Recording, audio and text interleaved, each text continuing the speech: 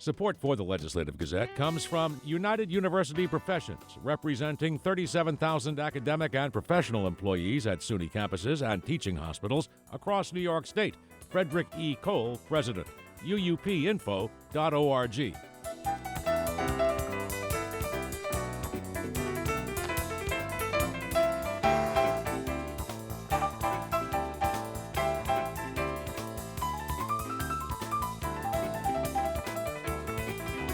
Governor Kathy Hochul signed a controversial bill this week requiring safeguards for AI models. WNYC's Jimmy Vielkind reports.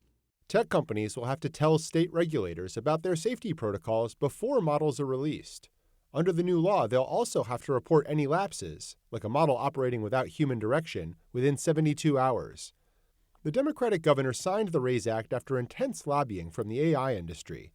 She took out a provision that would have blocked the release of a model if there was an unreasonable security risk. But in doing so, Hochul brought New York's regulations in line with a new California law. She says that's important since there aren't federal rules. In the absence of any kind of real leadership out of Washington, then it's up to states to lead. AI companies say the RAISE Act strikes a balance between safety and innovation. The new law takes effect in March. In Albany, I'm Jimmy Vielkind for the New York Public News Network. Earlier this year, Texas-based Avelo Airlines began contracting with U.S. Immigration and Customs Enforcement to operate deportation flights out of the U.S. While there's no indication any of these flights are originating from Albany International Airport, several advocates and lawmakers have launched efforts to ground Avelo's Capital Region operations. But as the Legislative Gazette's Sajina Shrestha reports, not everyone agrees with the efforts. Leila Kios is the operational lead for Indivisible Albany, the main local advocacy group pushing for Avelo's departure. Kios says although Avelo does not directly carry deportation flights out of New York State, the company's broader actions directly impact Albany. It's important that they leave because Avelo receives benefits from operating out of Albany County Airport, and a company that is complicit with the destruction of democracy, with the destruction of constitutional rights that people have in this country should not be entitled to the benefit of a community that they're dismantling, essentially. Indivisible Albany is part of a larger nationwide movement to pressure airports to cut ties with Avelo as a result of their affiliation with ICE. They have staged protests at the airport and are now pushing the Albany County Legislature to take action. Last month, 8 legislators signed on to a statement urging the Albany County Airport Authority Board to pressure Avelo to cease local operations. Separate from this activism, Albany State Senator Patricia Fahey, a Democrat, has introduced legislation that would remove Avelo's tax incentives for operating out of the Albany International Airport. Still, not everyone supports taking a stance against Avelo. For its part, the airport said in a statement that federal law bars the airport from discriminating against airlines without reasonable cause. In a statement to WAMC, the county legislature's Democratic Majority Leader Dennis Feeney said ending the Albany Airport's contract with the airline could have financial consequences. It would cost Albany County taxpayers around $50 million. Feeney did not elaborate on how he got to that number. Paul Bergdorf, the Republican county legislator who represents the 23rd District, says he worries about increasing airfares if Avelo departs. And that competition is what makes air traffic more affordable. If you did not have the competition, there would be a monopoly for one carrier to charge whatever they want. Bergdorf said he's also concerned about some people's personal beliefs impacting how others choose to fly. People have a right to vote for whoever they want, but you do not have a right to disenfranchise me or stop me from using a legitimate, high-quality air service across the United States. Democratic County Legislator Samuel Fine is one of the 8 lawmakers to sign the statement to the Albany County Airport Authority Board. He says even if flying with Avelo is a personal choice, that personal choice has a broader community impact. Well, I think, just as we can personally choose which airline we want to fly as, I think as a community, we can choose what our values are, and we can decide, which airlines that we want to support as a community, and we can make a choice to not support businesses that are uh, committing inhumane acts and acting in unconstitutional ways. The statement that Fine and others signed commended Fahey for introducing the Safe Air Act in May. The bill aims to prevent airlines engaging in deportation flights from taking advantage of New York State's tax credits for jet fuel purchases. It also calls for prohibiting New York State agencies and local governments from working with commercial airlines that contract with ICE. Fahey said this bill was a way to work around potential federal law violations by using the state's powers to take a stance. But it really is about not having our tax dollars subsidizing private sector businesses that are participating in or even indirectly aiding these immigration enforcement actions that are undermining traditional law enforcement and violating fundamental due process rights of individuals. Fine added that Fahey's proposal, along with county legislators' actions, can present a clear statement to Avello. If airports throughout the country take action and say we're not willing to work with Avello, we're not willing to have flights from Avello at our airports, Avello will be hurt economically, and there's a good chance they'll backtrack and they'll cancel this agreement. In a statement to WAMC, an Avello spokesperson said, quote, "We recognize the right of individuals to peacefully assemble.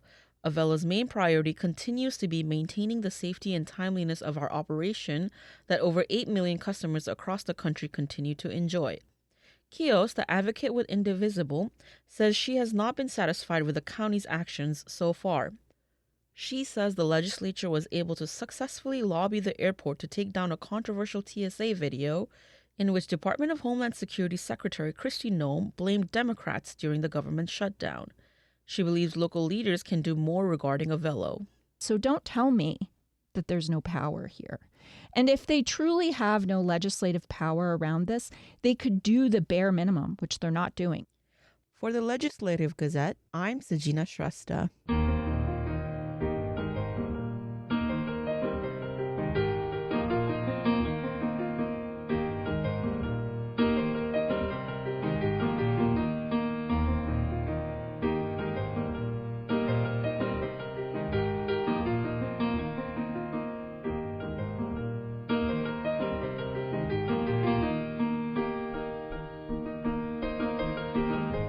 You are listening to the Legislative Gazette, a program about New York State government and politics. I'm David Gistina. This week, I sat down with Paul Wolf, President Emeritus of the New York Coalition for Open Government, to ask him about why Governor Hochul ended up on their naughty list this year. Yeah, it's disappointing that that's the case, but when she came into office as governor, she stated that she was going to bring a new era of transparency, and unfortunately, she talked a good game but hasn't backed it up. So not much has come from the governor in terms of initiatives for open government. And anytime the legislature passes a bill that would reform things, she seems to veto it. So she was put on the list this year for vetoing several bills that we supported. Well, let's talk about those bills. They're very important. And of course, one of them was tightening FOIL response deadlines, freedom of information law we're talking about. This is very valuable to regular citizens, of course, but I'll be honest with you, to the media. And we often don't get timely replies. Yes, that is true. All across the state, we hear complaints from the news media and the public as far as how long it takes or how difficult it is to obtain information through a Freedom of Information Law request. So one of the bills would have put some tighter time periods in there. One of the problems we see is a public agency will ask for more time. You get a letter every 60 days, we need more time. And this could go on for months. So this bill would have put some time limits in place. Seemed pretty reasonable, but the governor vetoed it. Again, after a campaign in which she said they'd be the most transparent administration in New York has ever seen. So tell us about the other bills you're not so happy about. Well, just the other day, actually, after our list came out, she has vetoed the bill regarding police radio transmissions. There's a growing movement across the state of police agencies encrypting their scanners, which the media relies on. There was a bill about getting more information regarding limited liability companies. Many of those are secret as far as who owns certain properties or businesses. The governor just vetoed that bill. So the list, unfortunately, goes on and on. That's Paul Wolf, President Emeritus of the New York Coalition for Open Government.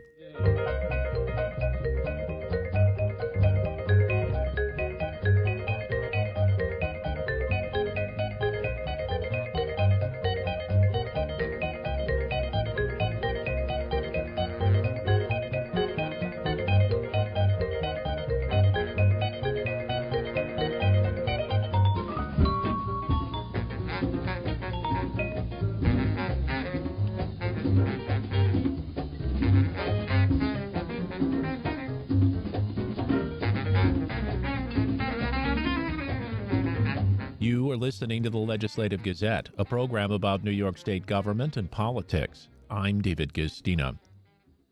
During their meeting this month, the Olympic Regional Development Authority Board discussed the possibility of retaining a consultant to review current and future venue maintenance needs.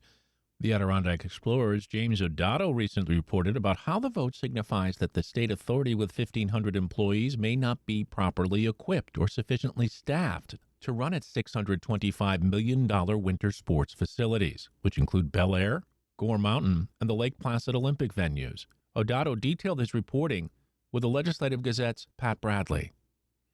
What I made of the debate is that there was an extraordinary meeting in which board members queried a resolution and showed a fair amount of reluctance to go along with a resolution. So as a result, the resolution was tabled because it was clear that there was going to be at best a divided vote, if not a losing vote. The board's going to try to figure out whether it's something that's feasible, given it's a $3 million expense for a report. It's supposed to be a roadmap for decades. The people who are pitching it as necessary are the CEO and the chairman, and the rank and file board members are dubious. They're not sure this is something that they want to go along with. They want more information. There was a fair amount of questioning of this proposal. James, you've mentioned the cost of it. Do you think ORDA has overextended itself? The board didn't talk about the fact that they now have 3 ski centers to deal with as opposed to 2, and how they've been building up their existing franchise with improvements and things like that. No one said that they believe that this is too much to take on, but what they did say, what the CEO and the chairman were indicating, is that the staff that is running the facilities is busy. They don't really have time for the planning that would be necessary. It's not clear as to whether they have the talent or the training either. But this is a big operation now. They have come up with a fresh information which indicates that it's worth $625 million in insured value. And the insurance company that valued it didn't even take into account assets that were worth $150,000 and less. And there are a lot of those kind of assets as well. So this is a franchise that has been built up to be worth well over $625 million. And they want to make sure that their maintenance apparatus is able to keep it going on a regular basis, and that as they add in the future and plan for the future, at new events and new activities and ways to keep it a 12-month-a-year operation, that they've got a plan. And the CEO and the chairman of the Olympic Regional Development Authority do not believe that that plan can be constructed with the staff they have now, that they think it's necessary to retain a consultant to do this work. James, did you get a chance to talk to any of the ORDA employees about what they think of bringing in a consultant to review what they're capable of doing? The people I have talked to in the ORDA community are of the same opinion as the board members who are questioning whether this can't be done with the current staff or why it needs to be done outside the current staff. But there are other public authorities that I have talked to as well major public authorities that actually make money as opposed to lose money. And they are not aware of hiring out for a consultant for a strategic plan as the Olympic Regional Development Authority is proposing to do. This is not something I've heard other authorities doing. The resolution was tabled to obtain more information before the board's next regularly scheduled meeting in March. For the Legislative Gazette, I'm Pat Bradley.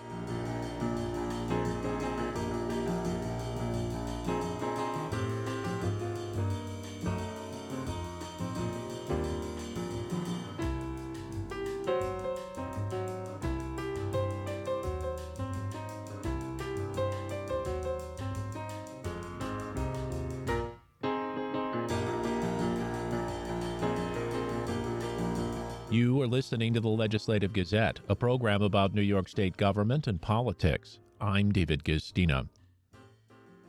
34 years after New York State first introduced Gold Star Mother license plates, Gold Star families are now also able to apply for license plates in honor of the soldiers and their families who lost their lives while serving. The Legislative Gazette's Mariam Ahmad has more. It's definitely been a long wait, and I'm just ecstatic to finally put that on my truck and finally just have this done.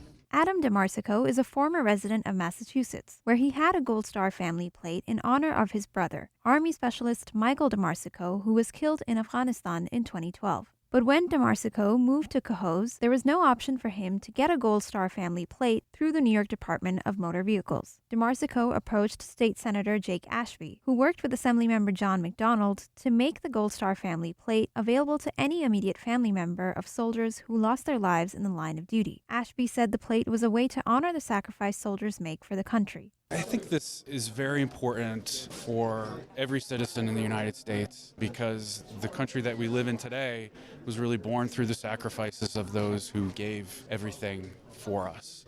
And this is just a small way for the manifestation of that memory. Ashby said many supporters, along with DeMarsico, contributed to the campaign. A lot of veterans from around the area, from American Legions to VFWs to those who, just independently supported it, signed petitions, wrote DMV. DMV had moved pretty quickly for a bureaucratic office in the state of New York, and we're very grateful for that. So it was truly a team effort. New York State has had the option to apply for a Gold Star Mother plate since 1991, but has not had that option available to siblings, fathers, or children. Carrie Farley, a Gold Star mother, who is the president of the Albany chapter of the American Gold Star Mothers, said that their loss deserves to be recognized by the state as well. I have a Gold Star Mother plate, and I'm proud to show that. It takes a family to raise a soldier. It takes a family to grieve a soldier. Farley said she hoped the plate would be made more affordable for families who are grieving, as the current plate does require a renewal fee every year. Farley's son, Staff Sergeant Derek John Farley, was killed in 2010. Many years later, 15 years later, I have found strength with the Mothers, an organization that has been around since World War I. And we do these things. We support each other. It's like no other to be with someone that has lost a child. DeMarsico remembered his brother fondly and said that he was dedicated to his country. So my brother was an outgoing guy.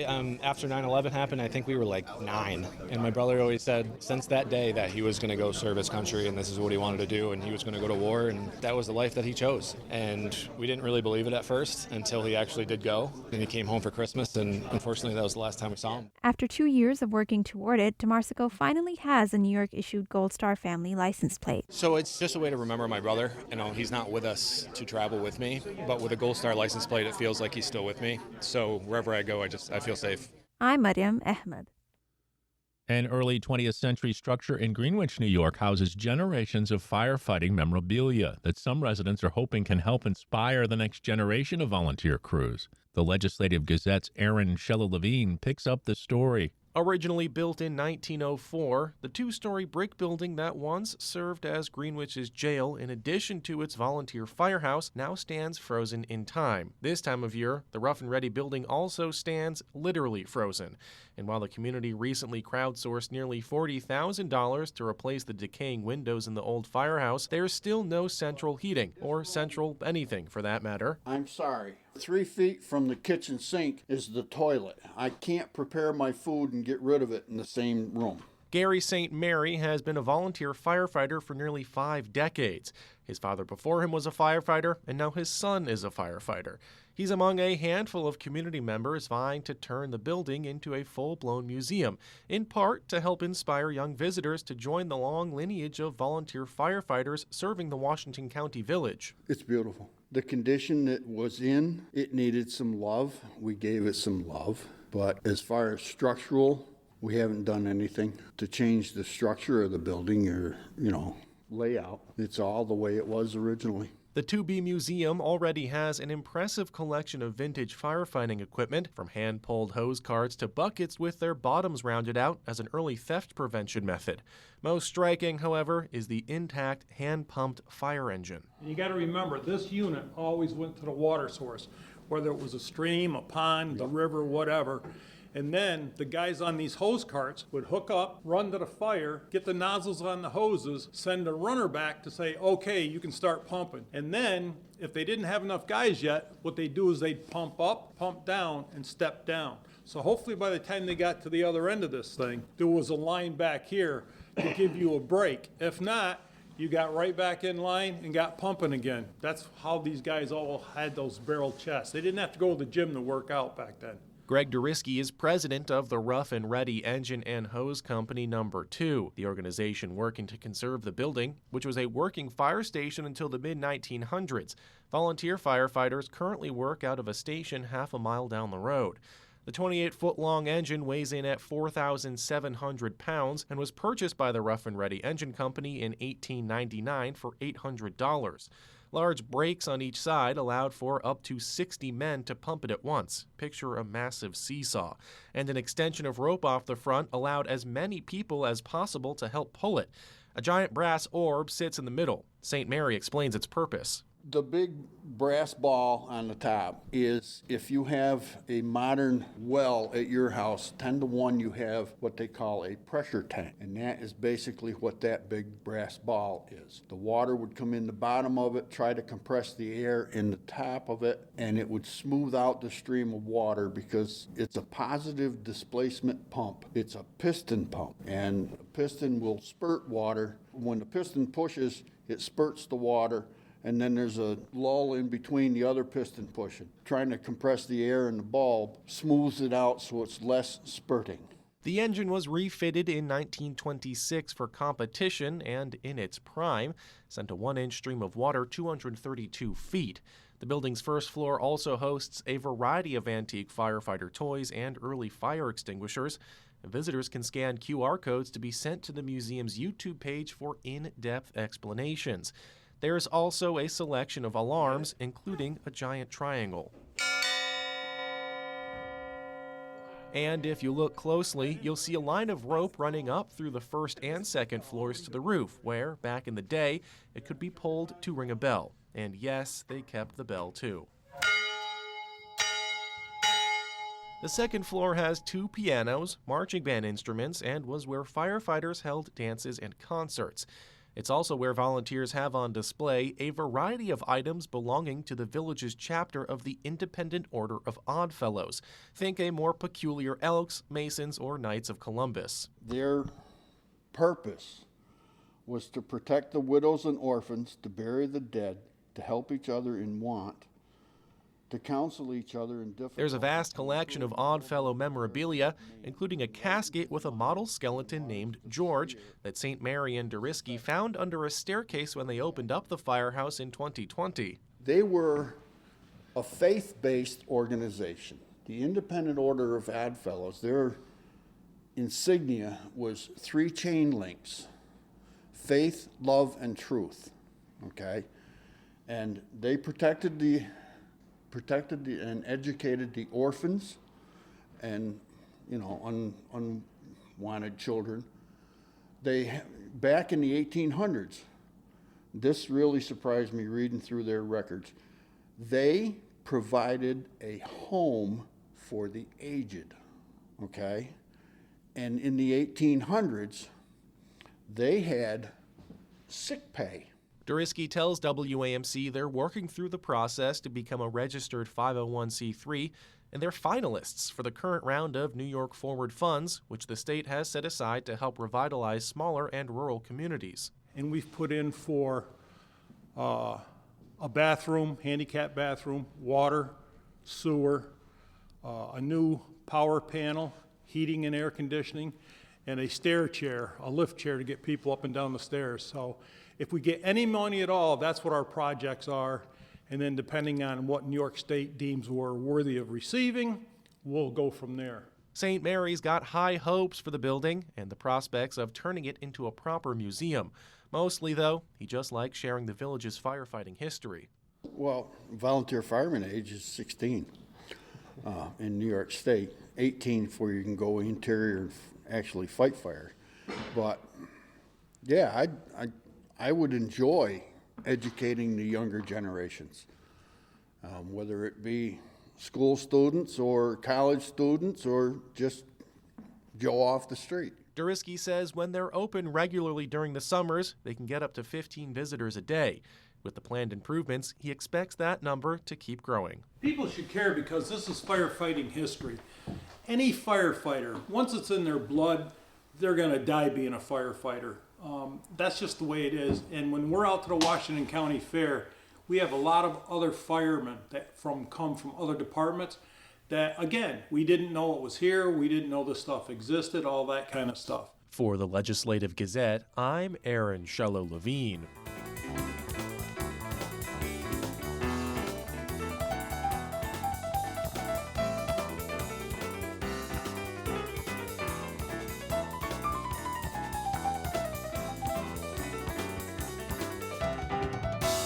And that about does it for this week's show. The Legislative Gazette is a production of WAMC, Northeast Public Radio. We had help from the New York Public News Network. You can listen anytime at WAMCpodcast.org or anywhere you get your podcasts. Look for program number 2552. And join us again next week at this same time for more news on New York State government and politics. For the Legislative Gazette, I'm David Gustina. Support for the Legislative Gazette comes from United University Professions, representing 37,000 academic and professional employees at SUNY campuses and teaching hospitals across New York State. Frederick E. Cole, President. UUPinfo.org.